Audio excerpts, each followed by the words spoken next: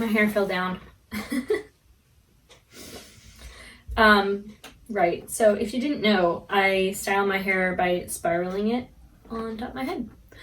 And then it comes out all curly and pretty once it's dry. So if you want nice curls in your hair, just spin it up when it's wet, and then when you take it down, it'll be dry and curly. Okay, so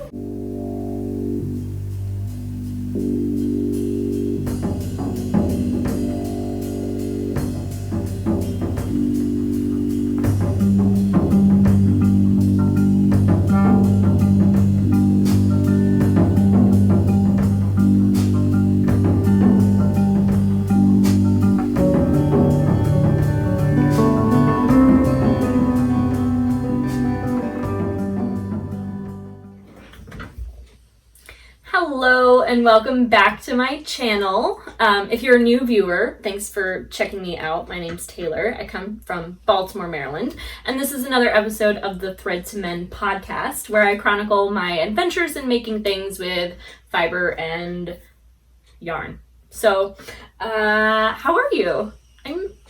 Are you well? Okay, I hope that you are. I'm doing okay. I think I'm unraveling a little bit, but yeah, we're in like week 8, I think, of total stay-at-home orders here in Baltimore City. Sorry, I need my coffee while it's warm. So I'm on like week 9 now of unemployment. Things have been uneventful. We can get into all the chatter at the end of the episode if you're here for that. But if you're just here for the knitting and the making and you want some inspiration in your own fiber life, I'll just dive right into the projects that I'm working on right now. So in a previous podcast episode, I told you that I was knitting a shawl from a book. I don't think I took the time to show you the book, but here it is. It is written by Marianne Isigar, and I think that I actually haven't read it. You know how knitting books are, is like they just have all these pretty pictures that kind of distract you from the intro and all that. But there are some lovely designs in this pattern book. I bought it some time ago when I had more money and I could just drop $30 on patterns. Excuse me, but there's two patterns that I bought this book for. The first is this one, which I don't know if you can tell how incredible that is. I love the detail on that sleeve there. And I can't say that I won't make this. One day I hope that I might. But that was one of 2 designs that I bought this book for. And the second was this one. I really love that kind of, I think they call it hen knitting, where like you kind of just have rows of different patterns. Anyway, that I thought was adorable, and I still might make that one day. But at the start of the COVID-19 kind of lockdown, I was itching to cast something on, and I was looking at all my yarn in my stash, and I really just wanted to make something that I wasn't already making. But I also wanted it to be really, really, really simple. And around the same time that I bought this book, I think in the same order, I bought 4 skeins of a single ply lace weight yarn and 3 skeins of a silk mohair to hold along with it. And at the time of this order, I really didn't know what I was doing in terms of how much yarn you need for a project. Like, I know that I need about 3 skeins of fingering weight yarn for a sweater my size. But when you're holding 2 together, all of a sudden, like, simple logic goes out the window. And I guess I thought that 4 skeins at 50 grams would be enough. Like, that's totally not enough. So I realized that I had exactly the yarn I would need for the Herning Shawl, which is a design from like 1890 something, I want to say. I probably have that wrong, and I'm sure it's just on the next page of this book. I'll just check it out. It's not here. Pages 110 to 113. Oh, here's more pictures. You can see that lace detail. It has these strings that I love, so I can string it behind my back. And I just want to get this year for you. So, 1880 is approximately when this design was kind of created. So, it's a very simple garter, triangular-ish shape shawl. I won't give away all the details to its simplicity here because it is a paid-for pattern. But, and I don't even have it on needles that you can see it stretched out. To be honest, I don't even know how big it is yet. I just know that I have another full skein of mohair, 25-gram skein of mohair after this one, and then enough for the border. Anyway, the border will be knit in the dark gray wool, so there will be a little bit more contrast, I think, than in the pattern you saw in the book, where the lace border will be with this yarn held double. So, and it's actually knit separately and then sewn on. So at any point where I feel like I want a little bit more challenge, I can grab another pair of needles and start knitting that lace border. So this has been really nice to have a simple stockinette project to work on. And the other project I've been working on, as I'm sure you're not surprised, is the Yell Cardigan. Oh. Okay, I just saw did you see my face? I don't know if you did. I might have been covering it with my sweater, but I saw this hole here from the back side, and I thought that I dropped a stitch, but it's just the steek, which you can clearly see in front of me. Okay, let me get these stitches back on my needles before I royally put this up. Okay, there we go. Did I show you my hair yet? I mean, you've seen it, but have you seen how weird it is today? I love it. Okay. This project is designed with Jamison of Shetland yarn. It's a 2-ply jumper weight yarn. And I personally will mix and match any 2-ply jumper weight-ish woolen spun yarn that I find. I'm not opposed to mixing bases when they're so similar. So this body is being knit up in the green with Biche and Bouche 2-ply lamb's wool yarn, and the cream color is Finogarn Rauma yarn. And I have all the notes to my yarns in the project page on Ravelry.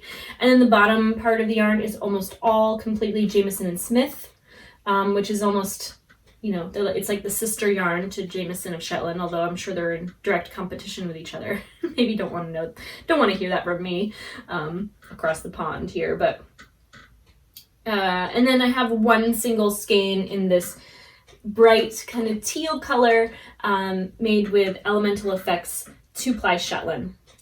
And I almost forgot that I'm going to need these colors again for the sleeves because I had them tucked away back with the rest of my stash. And I pulled them back out because I have a basket of yarn where I store all the extra skeins to the things that I'm making.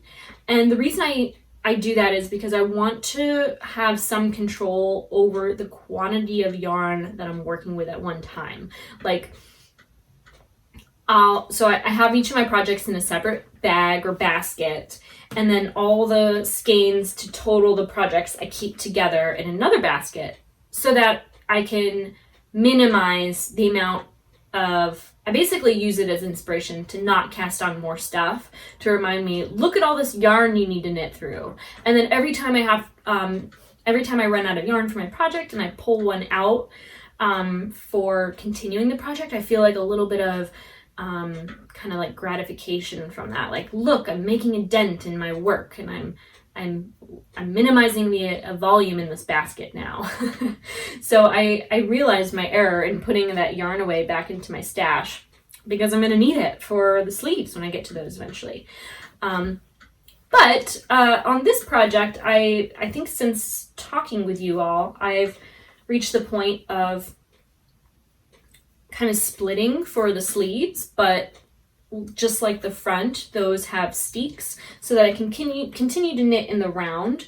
And so I'm just making my way up the front and back.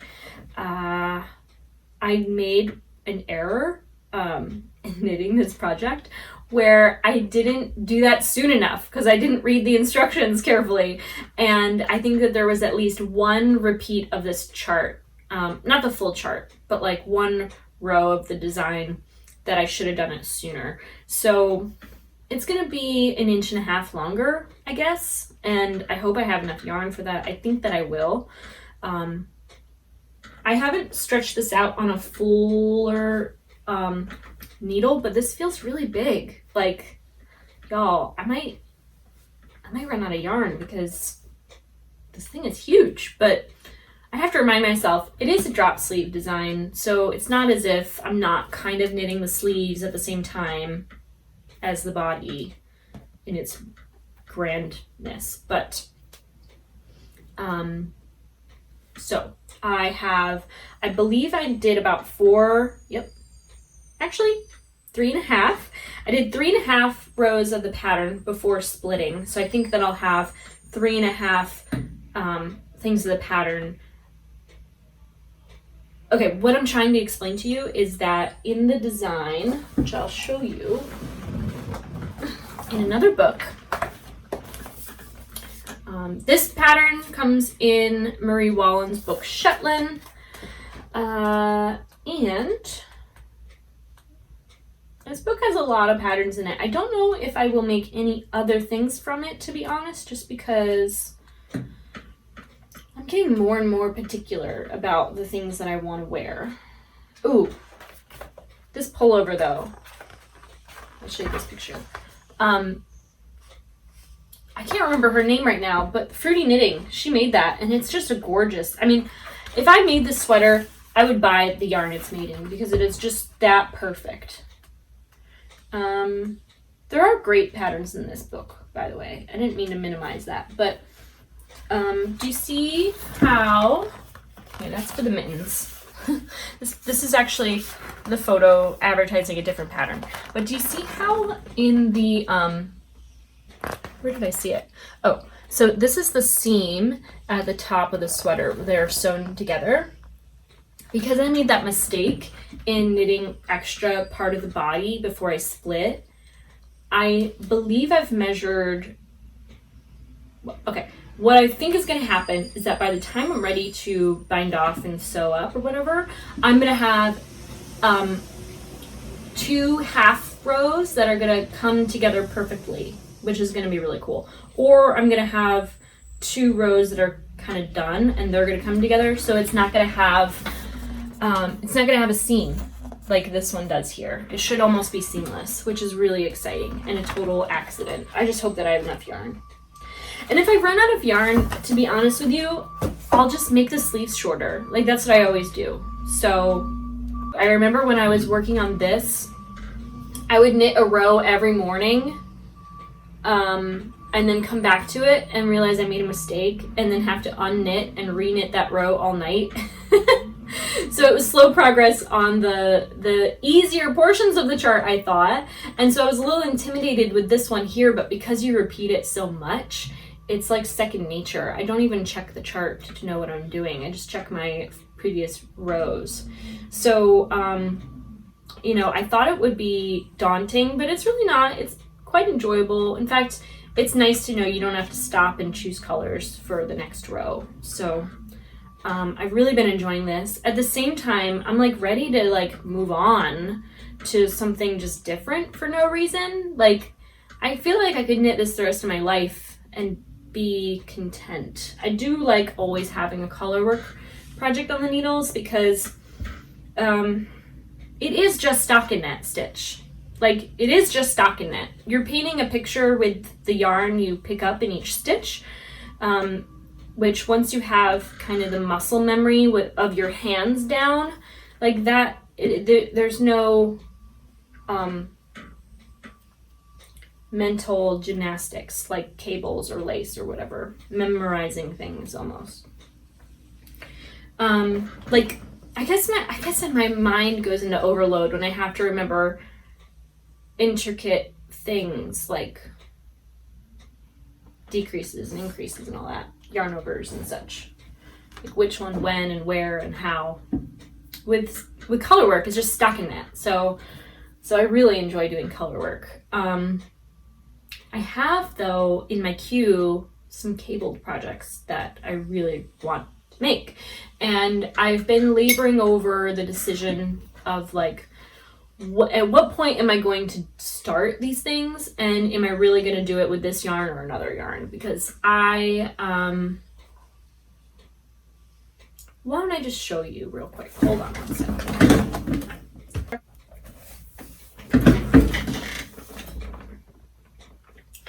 I'm not going to go into that tangent. I just got tired of myself.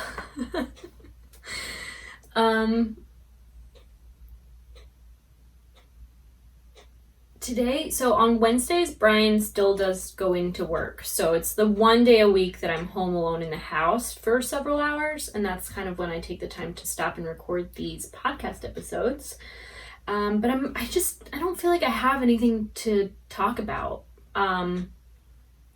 Part of that's because I really haven't been diligent and focused on my work like I normally am when I have a routine and a structure. And I'm simply not capable of providing myself that structure right now. I'm kind of embracing the lack of structure to life, but then I'm kind of getting wrapped up in not leaving my bed, which is not healthy. So like my method of meditation and that intense focus and concentration where time kind of slips away and you kind of lose yourself, I really found that in my knitting. And at this point right now, it's like challenging to find that in my knitting. Like I